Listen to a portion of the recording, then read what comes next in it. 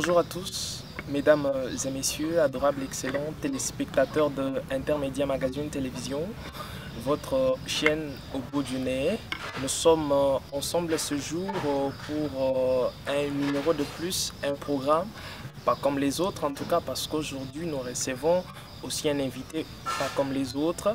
Il s'agit de l'honorable Franck Casadintita, qui est député provincial dans la province du Kasaï oriental, élu de la circonscription électorale de Mbujimaï.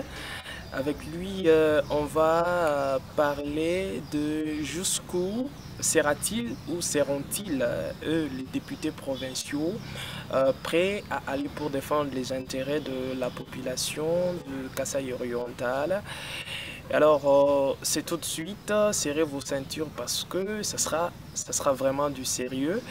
Et soyez aussi prêts à aimer, partager massivement ce programme parce que cela doit atteindre de masse et de masse pour instruire et aussi aider les autorités qui gouvernent la province du Kasaï oriental.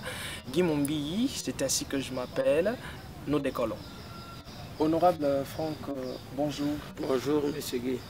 C'est un plaisir de vous recevoir ce jour sur Intermédia Magazine Télévision. Vous qui êtes en même temps honorable, vous êtes député provincial, vous êtes aussi professeur des universités. Et donc vous recevoir, ça n'a pas été une mince affaire parce qu'il a fallu disponibiliser du temps. Vous portez bien? Oui, ça va. Professeur de l'université et aussi député provincial. Comment vous sentez-vous aujourd'hui d'être député provincial dans une province comme le Kasaï oriental? D'abord, comme je l'ai souvent dit, c'est une occasion à travers ce média de dire merci aux électeurs, à cette population qui nous a fait confiance et qui nous a accordé le mandat.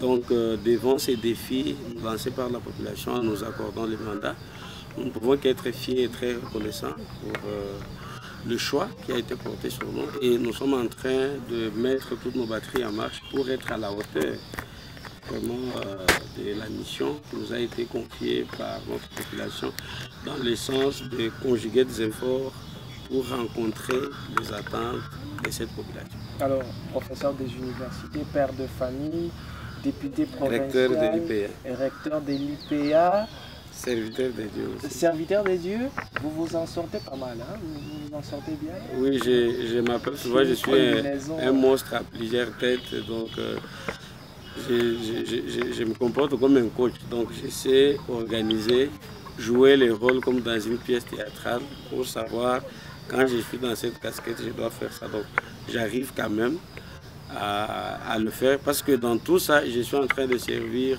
Dieu. Donc quand je sers les hommes, c'est Dieu que je sers. Donc je me sens à l'aise, j'organise mon temps et je me discipline surtout pour éviter de tomber dans des erreurs qui peuvent compromettre ma carrière. Donc les repos, l'alimentation et puis le programme et tout, voilà, ce sont des règles qui me guident. Alors vous êtes député provincial pour un mandat de 5 ans. Vous avez déjà commencé à siéger, déjà votre toute première session a déjà été clôturée. Alors, ces jours, quelle évaluation faites-vous de cette première session? Bon, je peux dire que nous avons une première session normale et une session extraordinaire. Oui. La première session, c'était une session introductive, comme je peux l'appeler. Elle a commencé d'abord par la validation de notre mandat en tant que député. Il fallait siéger et donc être reconnu. La deuxième étape, il fallait élaborer les règlements intérieurs de l'Assemblée provinciale.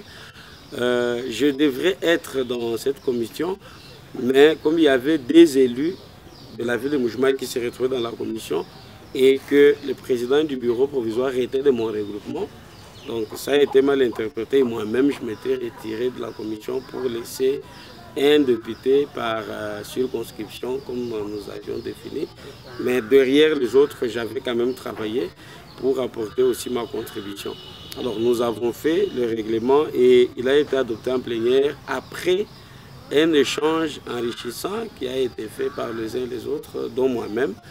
Alors après cela, c'était le moment des élections.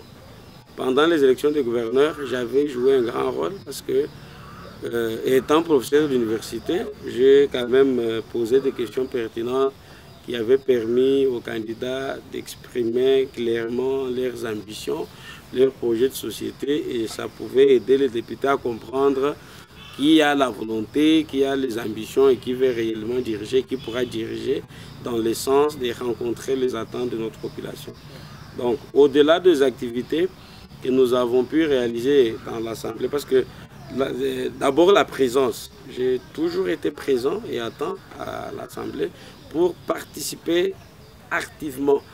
Donc, étant enseignant, je sais la différence entre être présent et participer. Donc, je ne pouvais pas se mettre là, qui sont pour, qui sont contre, abstention, mais j'étais là, donc activement présent, c'est-à-dire j'interviens, j'oriente même les débats.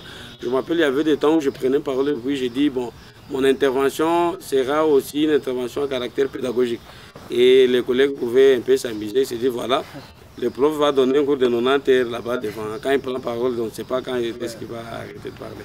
Donc, j'ai quand même apporté beaucoup de contributions dans ce sens-là. Et j'ai aussi fait des plaidoyers auprès de l'exécutif pendant qu'il y avait l'intérim, hein, les gouverneurs qui faisaient l'intérim.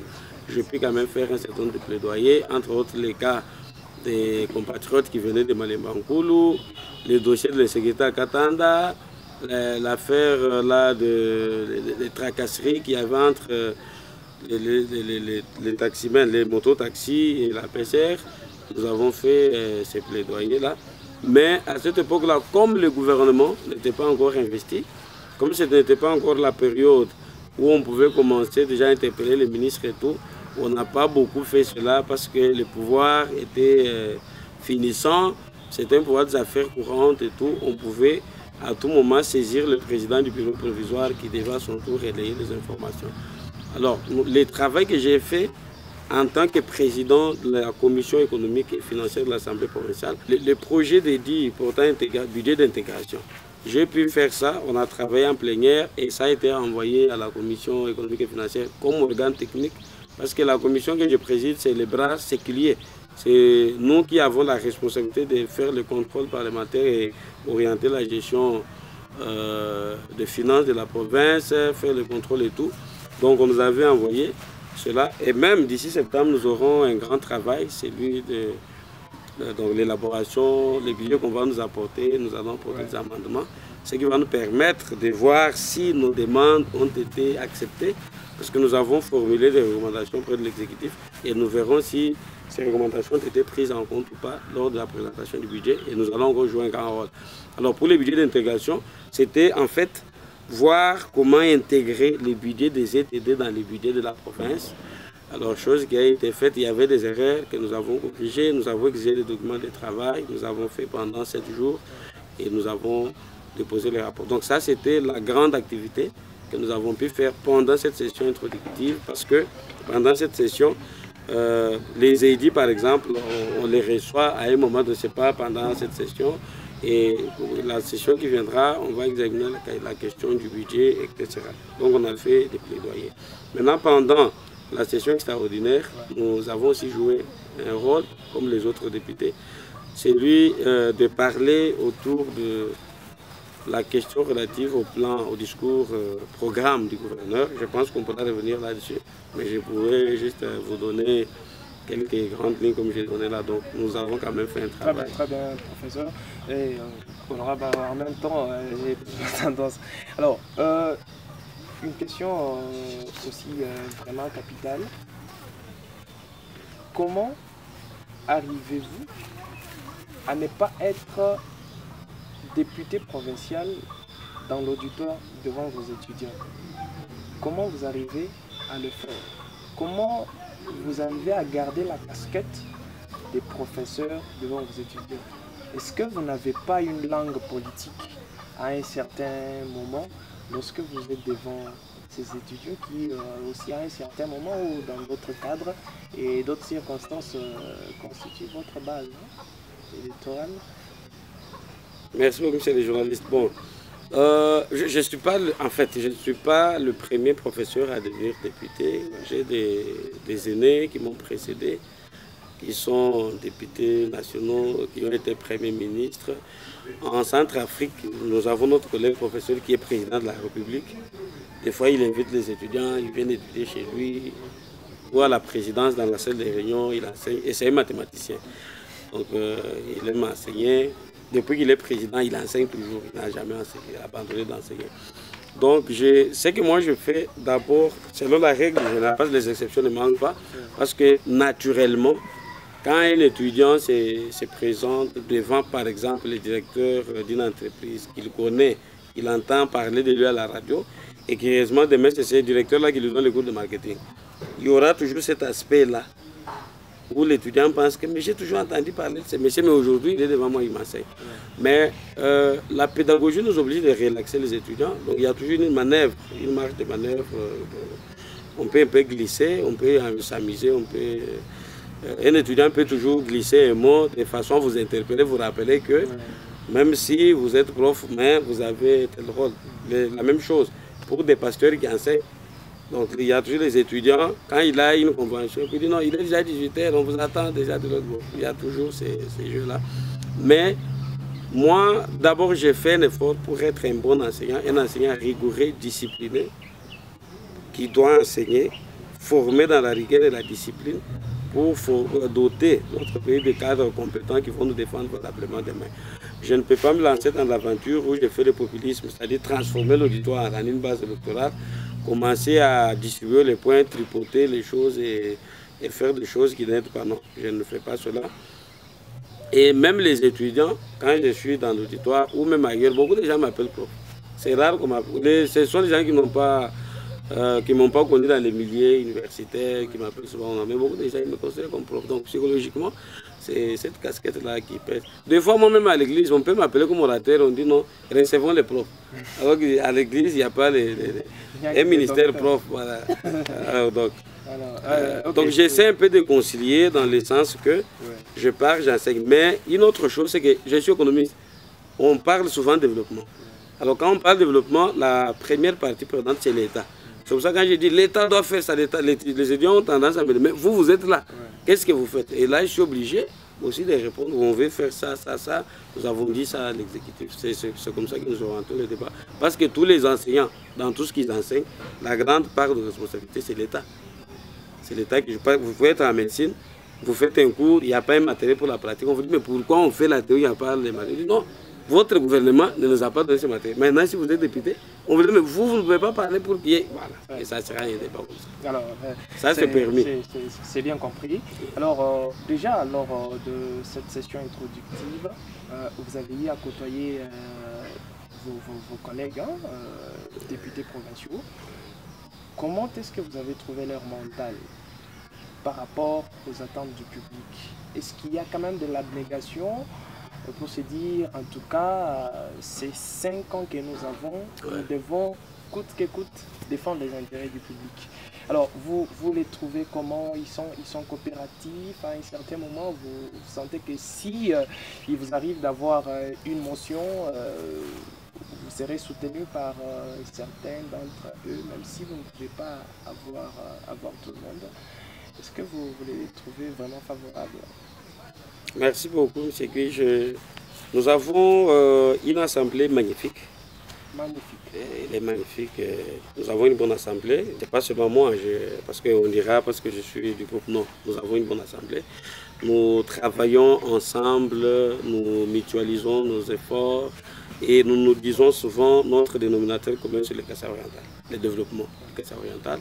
Et lorsqu'il y a des questions qui touchent à une circonscription, nous ne faisons pas de ce problème un problème particulier des députés qui ont été élus dans cette circonscription. Nous essayons de régler tous les problèmes à 24. Donc, s'il y a des initiatives parlementaires, nous allons toujours nous soutenir mutuellement pourvu que ces initiatives aient pour fondement le développement du Kassai oriental. Et même moi, personnellement, je dois aussi l'avouer, j'ai le privilège de vous confirmer que j'ai joué aussi d'une grande considération des membres de notre Assemblée qui m'ont toujours considéré sur le plan pédagogique. Et ils n'ont jamais cessé de me contacter s'il y a des choses cadrant avec ma carrière de professeur D'autant plus que parmi les députés, il y a mes 3 anciens étudiants, que je ne peux pas citer, bien sûr. Donc, il y a mes 3 étudiants qui m'aiment beaucoup, que j'aime beaucoup, et que je traite comme mes collègues. Nous échangeons. Quand j'ai une question, je n'hésite pas de leur demander des idées et tout. Nous évoluons très bien.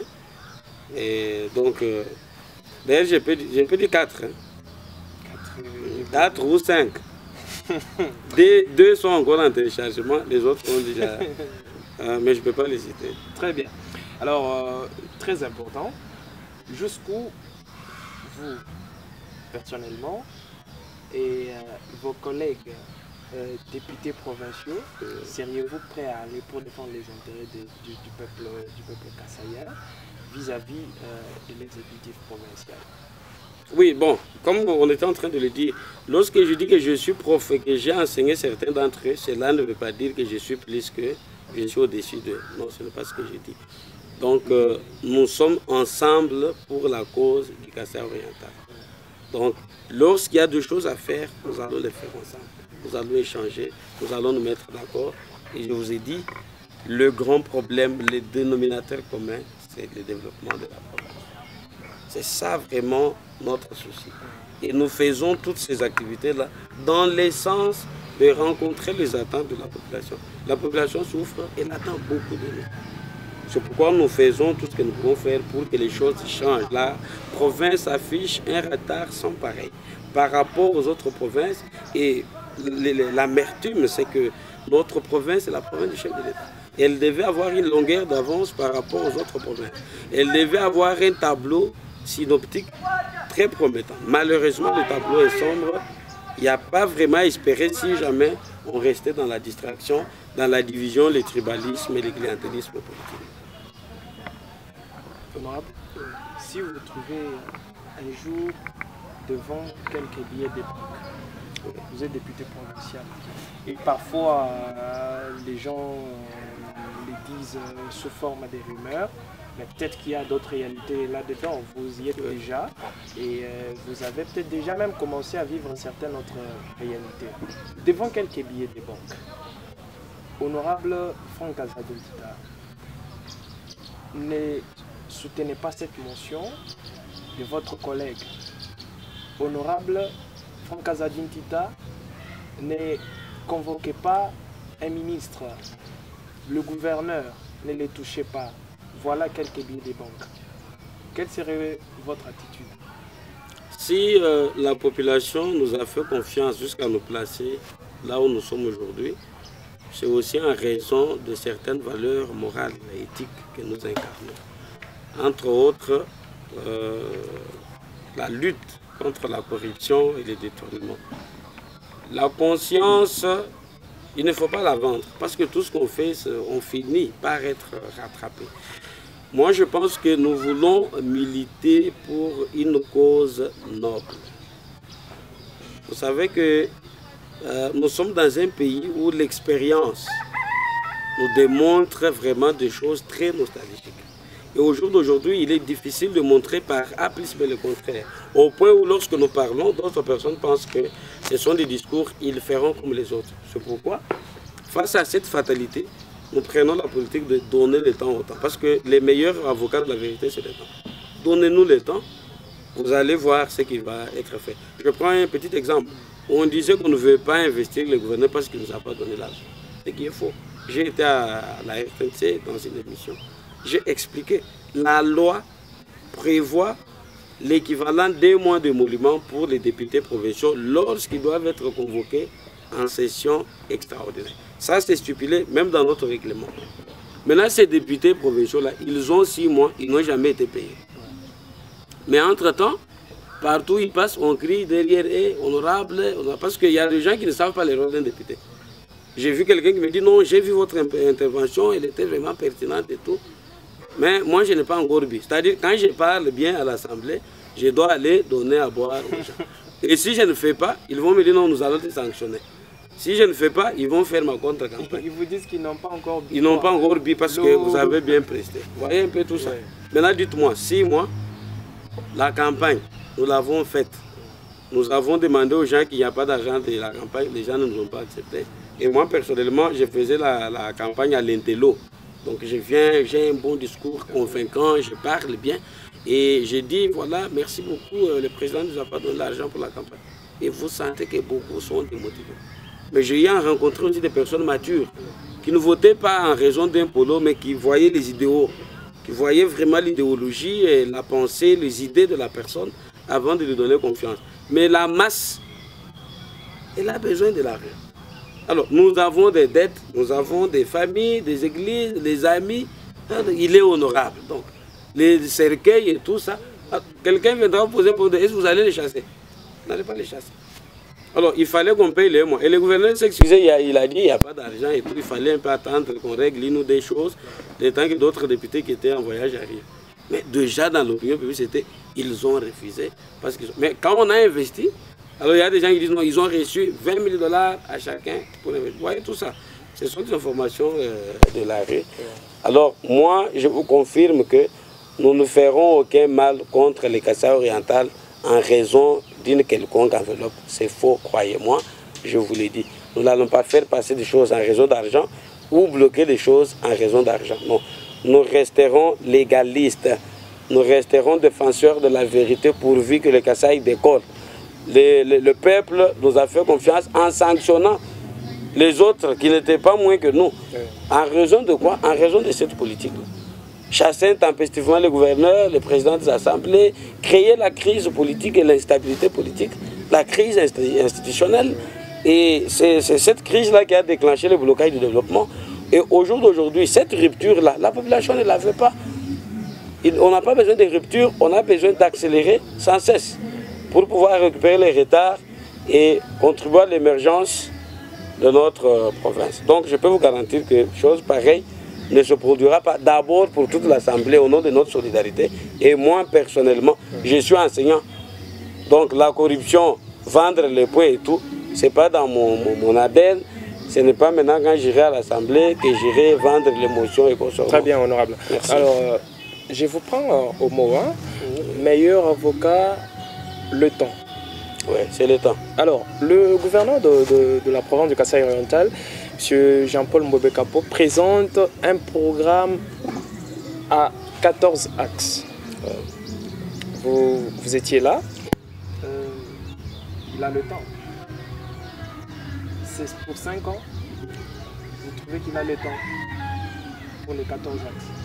Bon, le gouverneur, en tant que le chef de l'exécutif provincial, un candidat, il était candidat d'un grand parti, comme l'UDPS, un parti qui a milité pendant 30 ans. C'était tout à fait normal qu'il apporte un discours, programme avec 14 actes. Pourquoi? Il a exprimé l'amour et la volonté qu'il avait pour voir son Kasaï profond aller de l'avant. D'autant plus que la fois dernière, nous lui avons dit qu'il y a eu deux gouverneurs de ton parti, Jean Maouéja et Mathias. Ils n'ont rien fait, ils sont partis.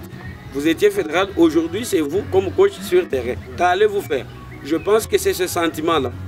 Les déshydratats de la province qu'il avait, tous les mots profonds qu'il a vraiment emmagasinés pendant des années, il avait voulu vraiment se déchaîner. Mais ce n'est pas aussi mal de vouloir... Oui, il avait cet amour. C'est pourquoi nous, comme la population, comme le peuple, comme l'émanation du pouvoir, nous lui avons dit que tout ce que vous avez présenté est bon, mais vous êtes devant une fatalité. Cette fatalité, c'est quoi? Vous avez un mandat de 5 ans. Il y a déjà la notion de la chronologie, donc un chronogramme. Vous n'avez pas tout le temps, vous avez 5 ans. Et pendant les 5 ans, vous devez écrire votre histoire. Et pour arriver à écrire une histoire, on doit se pencher sur des axes clairs, avec des activités précises, au cours d'une période de temps donnée, moyennant un budget précis.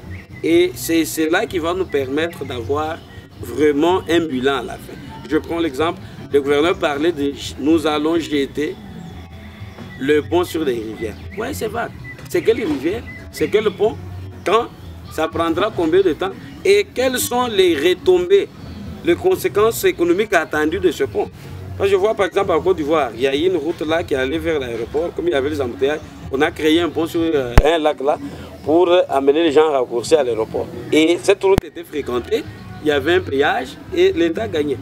Donc on ne va pas créer ces choses pour créer, on crée pour aider la population et on voit qu'est-ce qu'on gagne en retour. C'est ça. Donc à travers son discours, nous avons réfléchi et nous lui avons fait des recommandations parce qu'il est notre émanation. En Chiluba, on nous appelle Mamouenda. Moi, je m'appelle Chita Touenda.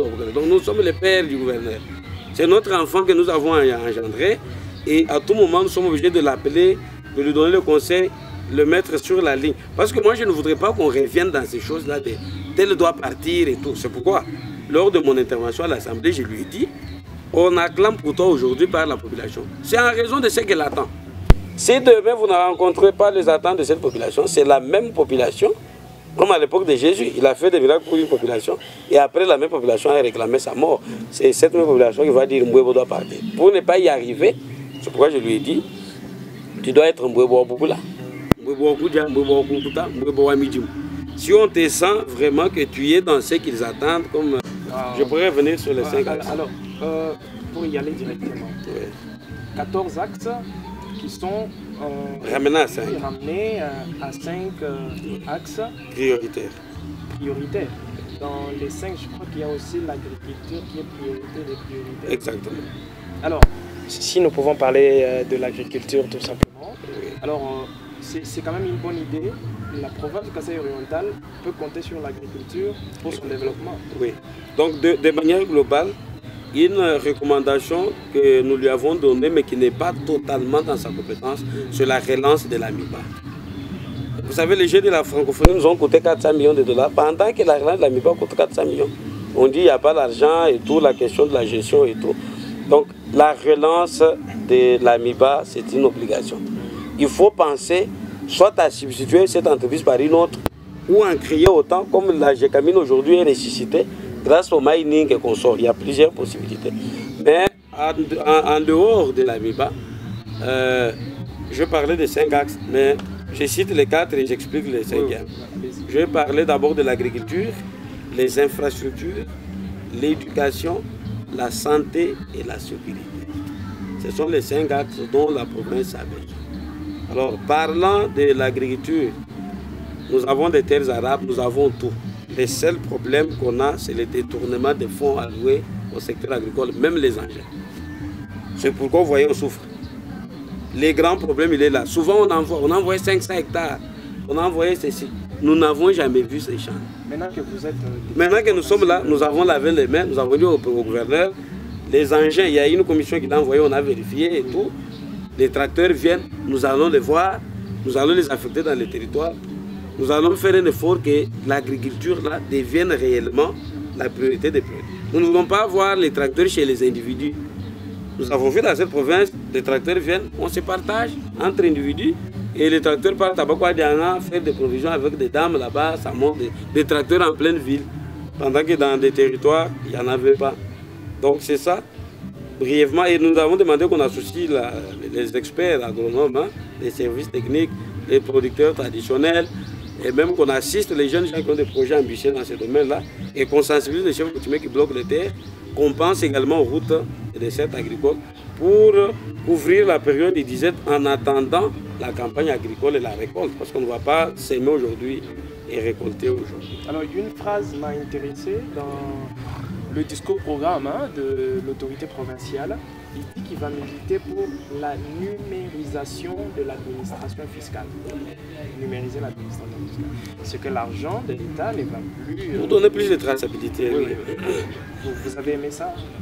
Très d'accord. D'ailleurs, c'est une réforme que je proposais au gouverneur quand il était encore abbé chez nous à lui-même, parce qu'on était avec la ressources humaines. Vous savez, nous assistons à un coulage sans pareil de recettes. On paye plus, mais ce qui arrive dans les trésors, c'est moins. C'est pourquoi je disais même à ceux qui se disaient non, les bidets dont tu parles, c'est plus, il aura de l'argent. Comment non? Il y a de l'argent dans cette province. Le problème, c'est qu'il y a de l'argent. Quand nous faisons les statistiques avec la DGRKO, on constate qu'il y a de l'argent. Mais la mégestion, les détournements, la corruption rongent nos finances et les rendent vulnérables au point où il n'y a pas moyen de répondre aux sollicitations humanitaires et donc les sollicitations salvatrices d'une entité aussi grande comme la province du Kasaï oriental. Donc on assiste à des scénarios qui ne sont pas dignes. Donc je pense que il est possible d'écrire une nouvelle histoire. Digitaliser, c'est la meilleure des idées, qui est jusqu'à aujourd'hui combattue. On a proposé plusieurs fois. Et avec lui, je pense que ça va aller comme ça. Tout ce qui est payé, il y a une traçabilité. Comme ça, aujourd'hui, il y a des agents de l'administration qui viennent pour recouvrer les fonds de l'État. Mais de toute façon, ils se plaignent, vous sentez que ce n'est pas l'argent de l'État. Et ils prennent ça sans document. Donc pour mettre fin à tout cela, on doit bien payer les agents de l'administration fiscale et sanctionner les cas de fraude et de corruption. Et de l'autre côté aussi, nous devons amener notre population à cultiver la culture fiscale, à payer les impôts avec traçabilité, avec deux documents. Dans d'autres pays, les gens partent payer même à la banque, ils prennent le preuve de paiement, ils sont protégés et c'est vers ça que nous tendons pour que tout soit clair. Et j'ai même dit les grands messages pour pouvoir pousser les contribuables à payer davantage les impôts et taxes. C'est leur de montrer ce que leur argent fait. Qu'on ait une province chantier, qu'on ait des infrastructures financées par le gouvernement provincial, qu'on sente qu'il y a un pouvoir actif en train de travailler, en train de faire, et ça va stimuler les contribuables. Ils vont sortir dans la fraude fiscale et dans toutes ces pratiques-là. Parce que les détournements, la corruption en matière fiscale, ça se fait en collaboration avec les contribuables. C'est eux-mêmes qui cautionnent. Au lieu de payer 100 $, donne-moi 50 000, je te couvre. Donc, ils s'entendent. Donc, si nous combattons tout cela, nous donnons au gouvernement les moyens de sa politique. Je pense qu'il y a moyen qu'on améliore beaucoup de choses. Alors, il y a une chose que j'ai aimée depuis qu'on est en train de changer. Une chose que j'ai aimée, c'est que lorsque vous parlez, je sens de l'abnégation. Oui. Vous êtes vraiment déterminé. Je ne sais pas si j'ai bien fait la lecture ou je me trompe tout simplement. Vous avez bien fait la lecture, vous êtes un journaliste. On peut être regardé, téléchargé par quelqu'un et me dire, mais là, le journaliste n'avait pas bien vu. Non, vous avez bien vu. Je vous parle en nom de conscience. Vous êtes déterminé à servir le peuple kassaïen. Très déterminé. Alors, je vous donne l'occasion de vous adresser à ce peuple kassaïen en tant que député provincial élu dans la province du Kasaï oriental. Qu'est-ce que vous dites à cette population? Vous avez déjà commencé vos vacances parlementaires? Je suis en pleine vacances, oui. Vous avez déjà commencé à échanger avec... je suis parmi ceux-là avec qui vous échangez. Alors, vous vous adressez à cette population qui va vous suivre sur Intermédia Magazine. Qu'est-ce que vous leur dites? C'est papa, c'est maman, c'est marchand, c'est marchande qui vous suivent en ce moment. Ces étudiants, tous ces jeunes qui sont en train de vous suivre, vous leur dites quoi, honorable Franck Kazadi? Merci beaucoup, monsieur Guy. Je ne cesserai de commencer par dire merci à cette population qui me suit. Cette population qui m'a fait confiance, qui m'a donné les mandats. Vous m'avez donné les mandats pour aller vous représenter, légiférer et contrôler. Et je voudrais ici rappeler que parmi ces trois missions, contrôler, légiférer, représenter, le Kasaï oriental a besoin beaucoup plus de contrôler. Nous avons beaucoup de textes. Aujourd'hui, je pourrais produire autant d'édits. Mais s'il n'y a pas de contrôle, ça sera des lettres mortes qui ne produiront pas de fait. Nous avons sont déjà même signés, mais on n'a jamais vu leur exécution. Donc, je promets à la population un contrôle rigoureux, un contrôle progressif. Je resterai regardant. Nous avons transmis, comme je vous avais dit pendant la campagne, je vous parlais de 5 axes. Et ce sont les 5 axes que j'ai proposés et qui ont été validés par l'autorité provinciale. Donc, comme je vous avais promis que je pars à l'Assemblée pour vous parler, pour parler à votre place, pour aller intercéder, comme je disais souvent en Chinois, je suis allé pour plaider pour votre cause et je suis allé exactement comme je vous avais dit sur l'angle de l'agriculture, infrastructure qui implique donc la lutte contre la pauvreté et l'infrastructure, l'éducation, la santé et la sécurité. Donc je resterai dans cette mission, je reste à votre écoute, je suis votre esclave, je suis votre serviteur, je suis ouvert. Nous sommes humains, nous n'avons pas de moyens. L'Assemblée jusque-là ne nous a pas encore doté de moyens conséquents pouvant nous permettre de répondre à 100% à vos sollicitations. Nous avons besoin de vos conseils, de vos orientations, de vos idées. Le plaidoyer que nous faisons ne vient pas de nous, c'est à vous de nous les transmettre, de nous soutenir même. Nous avons besoin de votre soutien. Contrairement à ce que les gens pensent que nous sommes les tout-puissants, nous avons tout. Non, nous avons aussi des difficultés et vos appuis, nous serons toujours les bienvenus. Nous sommes un député de proximité, proche de la population, toujours à l'écoute. Nous avons formulé des recommandations à l'endroit du gouverneur. La prochaine étape, c'est le suivi, les contrôles, pour qu'il fasse ce qu'il nous a promis. Et le premier outil que je vais utiliser, c'est le budget de la province. Lorsqu'il amènera le budget de la province, je vais vérifier les rubriques comme président de la commission économique et financière pour savoir si les recommandations ont été prises en compte, non seulement théoriquement, mais pratiquement au niveau des enveloppes ou des crédits alloués au niveau du budget, pour voir le rôle ou l'importance qu'on va accorder aux secteurs respectifs, notamment l'agriculture, les infrastructures, la santé, l'éducation et même la sécurité. Nous devons équiper la police, nous devons augmenter le nombre de commissariats pour que notre population des 5 territoires de la ville d'Amboujoumaï soit protégée et qu'elle se sente sous une autorité. Nous allons aussi nous rassurer que la santé ne soit pas un slogan aussi. L'hôpital de la Mouya, l'hôpital Saint-Jean-Baptiste, beaucoup d'hôpitaux dans les 5 territoires, il y a des groupements sans centre de santé, sans maternité. Il faudra des interventions pour soutenir aussi la gratuité de la maternité. Nous aurons aussi à suivre au niveau de l'éducation la construction des écoles dans des territoires ou groupements où il n'y a pas d'école, où il y a des écoles en rameau. Il faudra qu'on puisse permettre à nos compatriotes qui sont dans ces zones d'accéder aussi à l'éducation pour savoir lire, écrire et avoir une formation pouvant donner un emploi digne et changer les vies de nos populations. Nous allons aussi mettre un accent particulier sur le centre de formation pour les rattrapages des jeunes filles ou des garçons qui ont déjà raté les études et même les Bakulum Patoulong Aïe, les études des personnes de 3e âge, sans oublier le bourse local que je suis en train de solliciter auprès du gouvernement provincial pour que nos lauréats puissent étudier dans l'une des institutions de la place sous financement à 100% du gouvernement provincial et même la fourniture de quelques fournitures scolaires aux écoles pour permettre aux familles misérables d'accéder aussi, de faire accéder leurs enfants à l'éducation, sans oublier la révision de droits de participation aux examens d'État qui devient de plus en plus un casse-tête pour les ménages vulnérables. Alors au niveau des infrastructures, vraiment il y a un grand rôle à jouer. Les emplois de la province du Kasai oriental ne peuvent découler que des infrastructures. La révision de la fiscalité pour promouvoir l'entrepreneuriat et permettre aussi à cette population d'accéder au crédit.